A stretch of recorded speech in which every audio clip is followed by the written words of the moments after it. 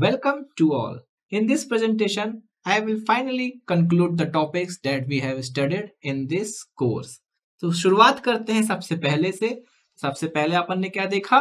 Machining. Machining क्या है? क्या सीखा इससे कि मशीनिंग क्या है? एक मटेरियल रिमूवल प्रोसेस है जिसमें अपने को जो भी शेप का प्रोडक्ट चाहिए, शेप से थोड़ा बड़ा, उसी शेप का एक ब्लैंक ले लो, उसमें से एक्स्ट्रा अनवांटेड मटेरियल जो है वो रिमूव कर दो, तो अपने को फाइनल अपना शेप और साइज मिल जाएगा।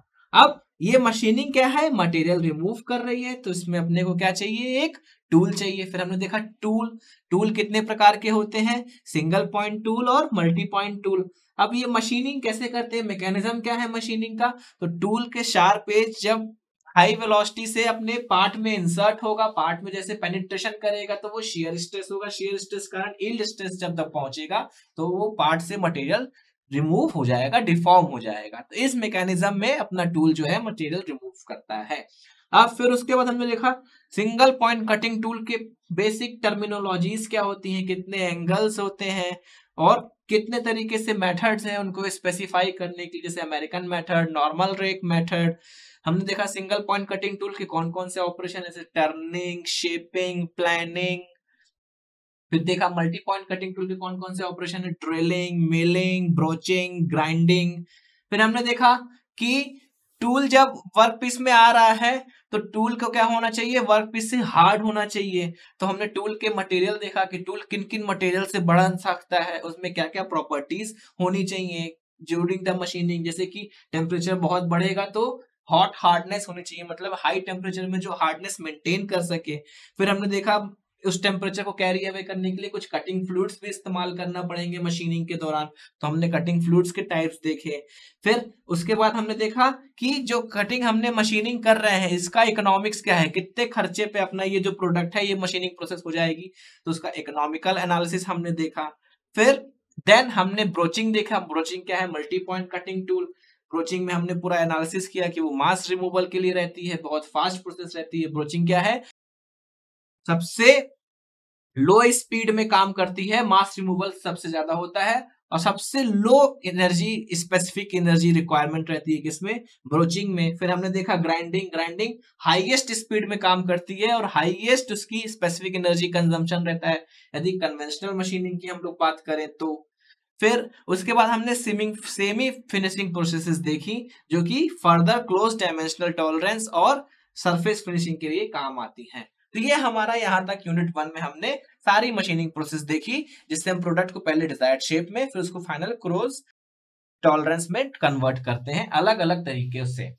फिर हम अपने सेकंड तरीके यूनिट में आते हैं। सेकंड यूनिट में हमने गियर्स का पूरा मैन्युफैक्चरिंग देखा कि गियर्स कितने टाइप्स के होते हैं, उसकी टर्मिनोलॉजी क्या होती है, इतना इंपॉर्टेंट क्यों है गियर, कौन कौन से तरीकों से बन सकता है, फॉर्मिंग प्रिंसिपल से, जनरेशन प्रिंसिपल से, बनने के बाद कौन कौन से ट्रीटमेंट देने पड़ते हैं, finishing operation, heat treatment operation. तो ये सारे तरीके से हमने क्या देखा, गियर मैन्युफैक्चरिंग कैसे होती है।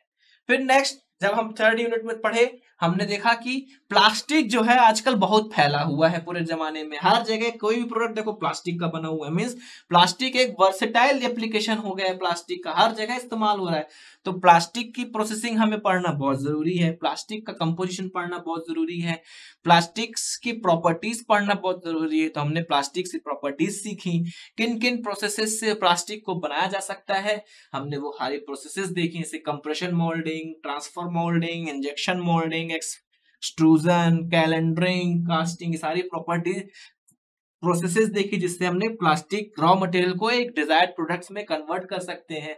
कितने ग्रेड्स के प्लास्टिक्स होते हैं, कौन सा सही होता है यूजफुल के लिए, कौन सा हार्मफुल होता है, ये सब कुछ हमने देखा। फिर हमने देखा प्लास्टिक्स जॉइनिंग मेटल की तो सुनी थी, प्लास्टिक की जॉइनिंग कैसे होती है ये भी हमने देखा। प्लास्टिक को भी हम लोग क्या कर सकते हैं, ज्वाइन कर सकते हैं दो अलग अलग प्लास्टिक्स को। तो फिर हमने उसकी ज्वाइनिंग प्रोसेस सीखी। फिर फोर्थ यूनिट में जब हम बढ़े तो फोर्थ यूनिट में हमने, फर्स्ट यूनिट में हमने कन्वेंशनल मशीनिंग प्रोसेस देखी थी, फोर्थ यूनिट में हमने अनकन्वेंशनल मशीनिंग प्रोसेसेस देखी। अनकन्वेंशनल मतलब जो कि नए तरीके से डेवलप की गई हो, उसमें टूल और वर्क पीस का कोई कांटेक्ट होना जरूरी नहीं है। कन्वेंशनल में लिमिटेशन था कि टूल जो है वर्क पीस से हार्डर ही होना चाहिए, तभी वो मशीनिंग कर पाएगा। लेकिन डायमंड की मशीनिंग करनी हो तो तब क्या होगा, बहुत हार्ड मटेरियल की टाइटेनियम की मशीनिंग करना हो तो क्या होगा, टाइटेनियम बहुत रिएक्टिव है। तो हमने देखा टाइटेनियम को वाटर जेट मशीनिंग, जिसमें 1500 मीटर पर सेकंड की स्पीड से वाटर जेट स्ट्राइक करता है टाइटेनियम में और उसमें मशीनिंग करता है। तो हमने अनकन्वेंशनल मशीनिंग में फिर यूएसएम देखा, एब्रेसिव जेट मशीनिंग देखी, ईसीएम पढ़ा, ईडीएम पढ़ा, एलबीएम पढ़ा, ईबीएम पढ़ा, पीएएम पढ़ा, प्लाज्मा आर्क पढ़ा। ये सारी अनकन्वेंशनल मशीनिंग प्रोसेस हमने इसके constructional principle of material removal और वर्किंग डिटेल में समझी सीखी। उसके बाद हमने इसी यूनिट में नॉन डिस्ट्रक्टिव टेस्टिंग मेथड्स भी देखे।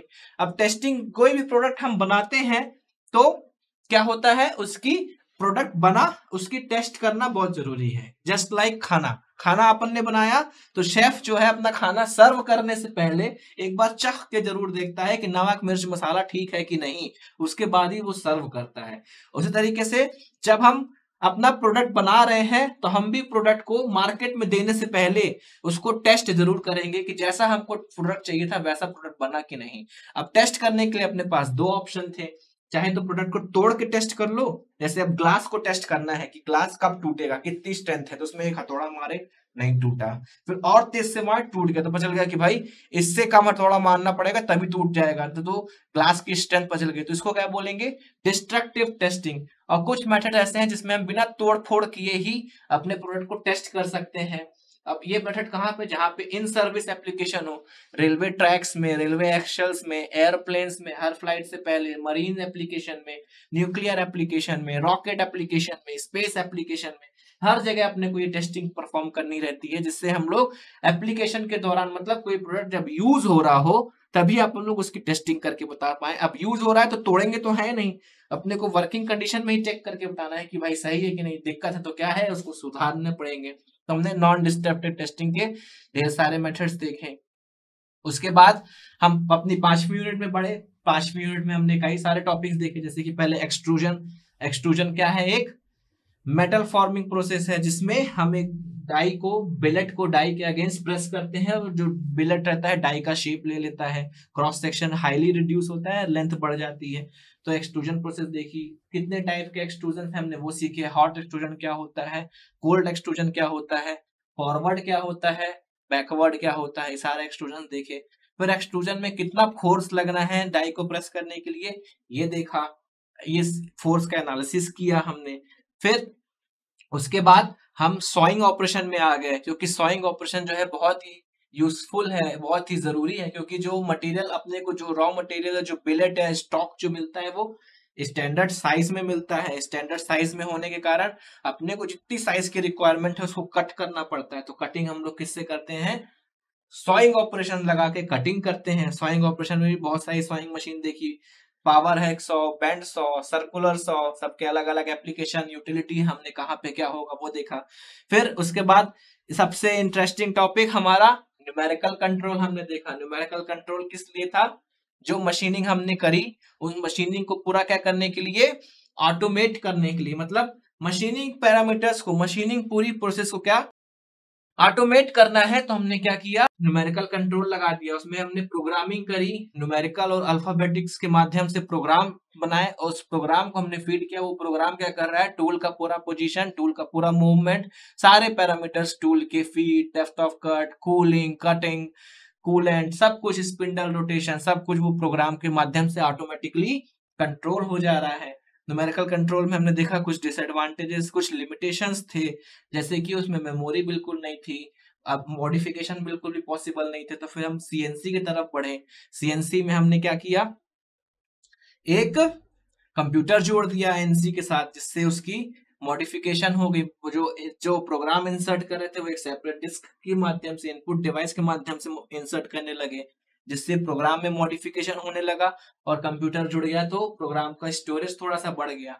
फिर हमने देखा सीएनसी के क्या क्या बहुत ही वर्सटाइल एप्लीकेशन है, क्या क्या एलिमेंट्स हैं, क्या क्या बेसिक कंपोनेंट्स हैं जिनसे सीएनसी जो पूरी तरीके से वर्क करती है। पार्ट प्रोग्रामिंग देखी, हर एक पर्टिकुलर पार्ट के लिए सेपरेट पार्ट प्रोग्रामर चाहिए, पार्ट प्रोग्राम होना चाहिए, और पार्ट प्रोग्राम कैसे बनते हैं, किन किन कोड से बनते हैं, सारा पार्ट प्रोग्राम सीखा। एक न्यूमेरिकल भी सॉल्व किया, जिससे हमको कोई भी पार्ट मिल जाए तो उसका हम पार्ट प्रोग्राम लिख सकें।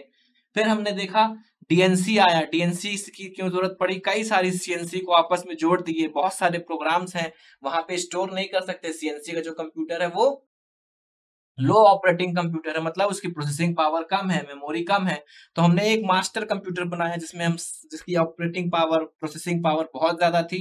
सारा प्रोग्राम उसमें डाल दिया और उससे कई सारे सीएनसी मशीन्स को जोड़ दिया, तो वो प्रोग्राम उससे लिया और अपना काम कर रहा। तो डीएनसी इस तरह से काम किया। तो इस तरह से करके हमने इस पूरा कोर्स को कंप्लीट किया। आई होप ये कोर्स आपको बहुत अच्छे से समझ में आया होगा। Now here I will wish best of luck to all of you. Keep studying and thanks for paying your attention. Thank you.